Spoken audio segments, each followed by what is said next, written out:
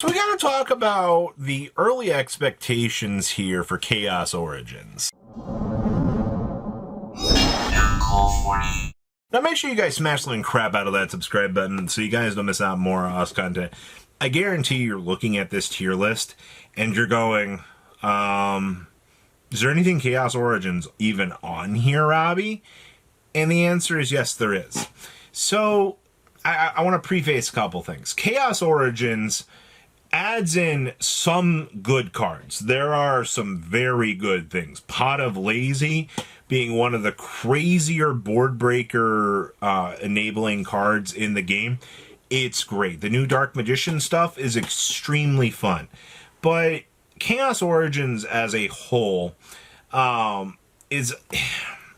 It's such a weird set because it sets the stage for the block, but they have to ramp up some of these themes to kind of amp up their power. Now, right now, on the top of the chart is still the Diss Track Maker Cool Tune itself. Nothing is really going to be challenging that right now. It's kind of crazy, actually, because you're heading into a WCQ season here, and you've got Cool Tune, which, by the way, I mean, Konami managed to do it. They managed to fully ramp up a deck from a deck build pack that a lot of people were just kind of like mid about to some of the greatest hits that this game has had. And that's exactly what we're dealing with right now. You're dealing with some crazy numbers that have been coming out of the woodwork here. And that's nothing in the new set has the ability to kind of, keep up with this. Now, in A tier, Mitsurugi. I kind of looking through some of the deck list out of very early pre-data. I have seen some hilarious ideas with Mitsurugi. One of the funniest ones was building Alistair the Invoker into the Mitsurugi deck. When I first saw that, I was like, really? Like, we're trying this? Like, what is the payoff for this? Well, it just makes your deck a lot more consistent. Because you got to remember, all roads lead to Habagiri. All right, like, you created some brand new ritual support just to kind of make Habagiri more broken. And now you're telling me that, like, I can combine that existing support and reverse engineer it in with something like Invoked? Oh, yeah. Oh, yeah. That seems fun. Now, we will see as tournament data kind of builds up here over the weekend, if that's going to hold true. Are we going to actually see, some of those results come to fruition or not? And I think that'll be the big test. But that was one of the coolest things that I had seen was Alistair the Invoker taking center stage as a discussion piece. Now, Elf Note, I mean, what do you want me to tell you about Elf Note, man? They can make Baron to floor, slap it in the center main monster zone, and it's just protected. What are you going to do about it? It's nothing you can do. That's the experience with that card. And truthfully, it sucks that you can't do anything about it, but that's why Elf Note is a good deck. Obviously, they have a lot of other good stuff that they can have.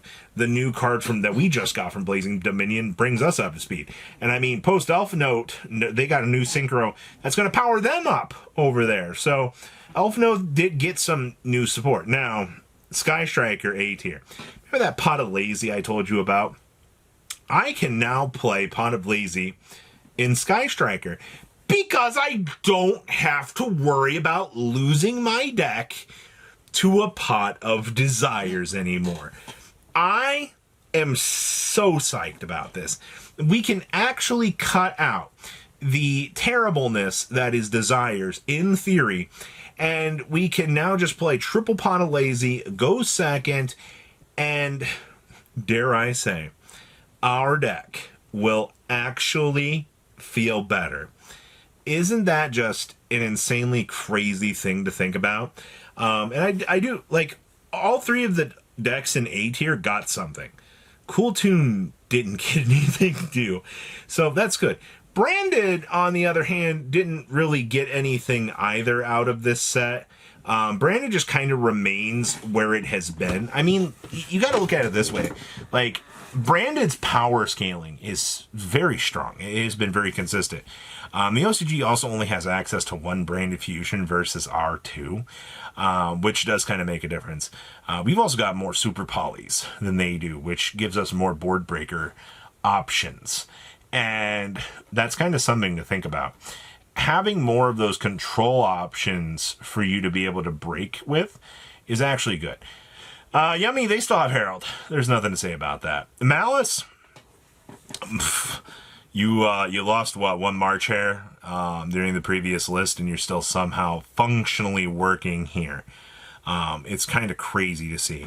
And of course, what is this? The Terminus deck? Is this Doom Z? Any of the other like good decks that can use the Power Patron core itself is very, very strong.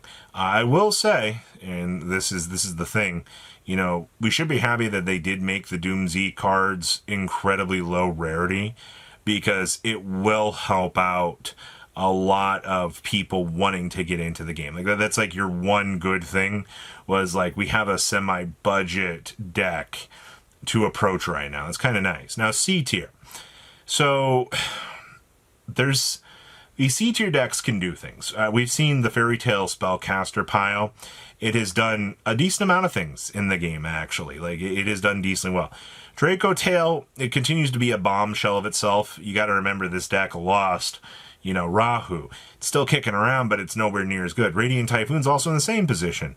Radiant Typhoon lost their consistent piece called the Turn Skip Enabler, you know, which these two are what we like to call they're leaving the premise, but they're just sticking around for a little bit more. White Forest, this deck has been doing some things. And I say it with a question mark, because I've seen like the Elf Note version of this picking up a little bit of steam. I'm a little bit intrigued by that. It's definitely got some speed. I do think that this is pretty good, especially with Droll 1. Oh, down here's Doom Z. Never mind. So this is just the Power Patron good stuff pile. Okay. So Doom Z, I still think this is a great deck. The OCG has played this wonderfully. It definitely has been a good pile, especially when you can jam your opponent out of playing the game. Phantom Knights. I think that Phantom Knights, I've seen a lot of people building up towards this deck right now. I think the OCG is actually pretty excited to try this. The new support you got ramps up your consistency a lot. And that's kind of what you needed. You needed the deck to be a lot more down to the ground and a lot more consistent. You kind of got that. Alistair. So this is the pure build, or you're playing it with Magistus. I've seen, I think, 2 Magistus builds pre-data that Neuron was just kind of kicking around that looks semi-interesting. I will say, though, the pure build I don't think is anywhere near as strong as what you can combine it with. But that's what Alistair's always been about. You know, Alistair's always been a deck that will depend on what tools you can build it with to achieve those maximum results. And as much as I want to say, you know, maybe Alistair's going to fail, no, I don't think he is. I think that this is just a good chance scenario that we need a better build. And then, of course, Blitzclick. Blitzclick feels like it's missing something. And this is why I talk about the pattern on the new block, because if Konami creates these new decks out of the pack, and then they give them, you know, in standard fashion, we give them another 1 to 2 cards in upcoming sets, then that will probably attempt to fix Blitzclick's thing. Blitzclick is a deck that very much is a going second deck, and it feels like an extremely strong going second deck some of the time, but not all of the time. And that's kind of your thing, right? Like, when you look at a lot of these decks, like, they need to be able to function. And I know, looking at Chaos Origins, like, there are some very strong cards in this set. But because of the pre-existing meta and the ban list, how much of this is going to make a splash, it's going to be a coin flip. I'm a little bit curious myself, but we need to be patient and see where this goes. Because, you know, we're not even 24 hours into this set. So But this is kind of what they're looking at. So please, leave a comment down below. Tell me what you guys think. And I'll see your beautiful faces back another day, guys. Patrons, thank you.